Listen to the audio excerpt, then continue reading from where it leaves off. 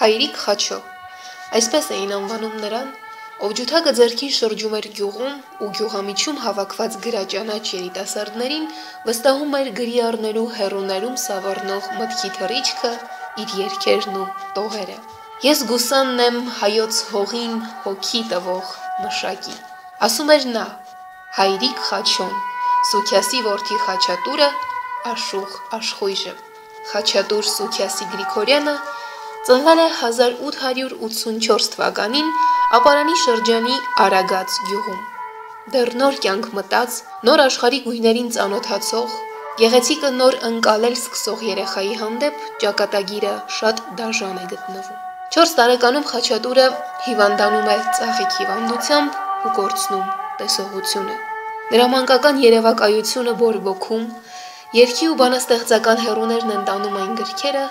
որոնք նա խնդրում էր գրաճանաչ մարդկանց ընթերցել իր համար։ Աշուղի արխիվներում պահպանվել է Սերվանտեսի Դոն Կիխոտը, որը թերևս նրա սիրելի գրքերից մեկն է եղել, ու այժմ էլ պահպանվում է Աշուղի գրապահարանում։ Խաչատուրի համար աշխարհը սակայն չի կորչում հավիտենական խավարի մեջ ու զրկվում իր գույներից։ Հակառակը,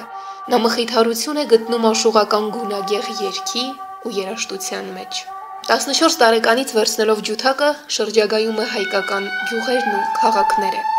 1907 թվականին հանդես գալով Ալեքսանդրապոլի սրճարաններից մեկում,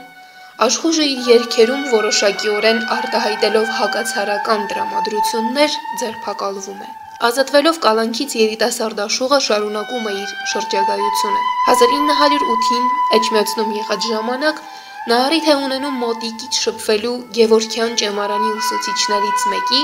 Գարեգին Լևոնյանի հետ,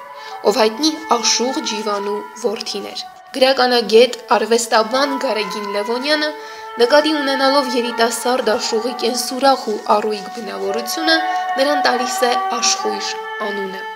Խաչատուրը, որ այսուհետ կոչվելու էր Աշուղ Աշխույժ, իր կյանքի ուղեկիցը դարձած իր ընկեր ջութակը ձեռքն առած, թափառում, ստեղծագործում ու երգում է իր սրտի խոսքը հասկացող ու փափագող ունկնդիրների համար։ Արի ջութակ քեզ զարդարեմ, նոր լարերով քաղցրահունչ, որ աշխարհի սրտով սիրած երգեր հնչեն հոգեշունչ։ Տար իմ ջութակ, տար այս երգս, աշխարհով մեկ հնչեցնու,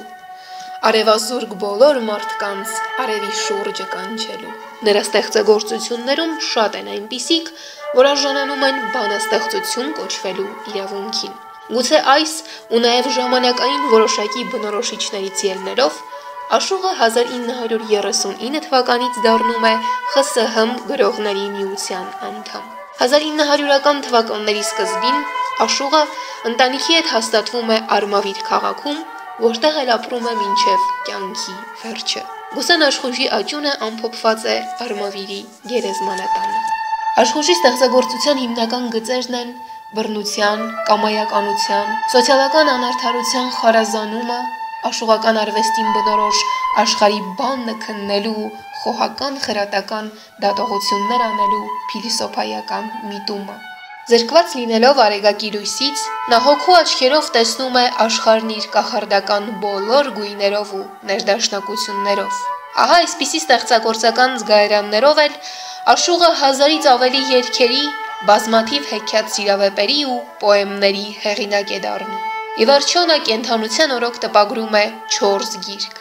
Ժողովրդի ընտրյալներ, Աշուղական, Քնար եւ Աղբյուր։ Իսկ ահա 2014 թվականին տպագրվում է Աշուղ Աշխույժի երգերի ընտրանի ժողովածուն, նորից վերակենդանացնելով ու նոր ասպարեզ տալով մեր հայրիկ Խաչոյի Գուսան Աշխույժի արվեստին։ Ելիր իմ գիրք սև խավարից, նոր աշխարհն է կանչում քեզ։ Հին դարերի լուծը փշրող փայլունդարն է կանչում քեզ։ Որպես քնար խաղաղության, որպես խոսնակ իմ հոգու, սիրո կարոտ ու սրտից մոտ ժողովուրդն է կանչում քեզ։ Շատ ես փտել անկյուններում, լուռ ու անխոս սազի պես։ Ձայնդ լսող մարդ չի եղել քեզ կանչելու նոր հանդես։ Մի վհատվիր իմ անբախտ գիրք, քեզ էլ կտան ասպարեզ, երբ իմ անուշ Հայաստանի ամեն վայրն է կանչում քեզ։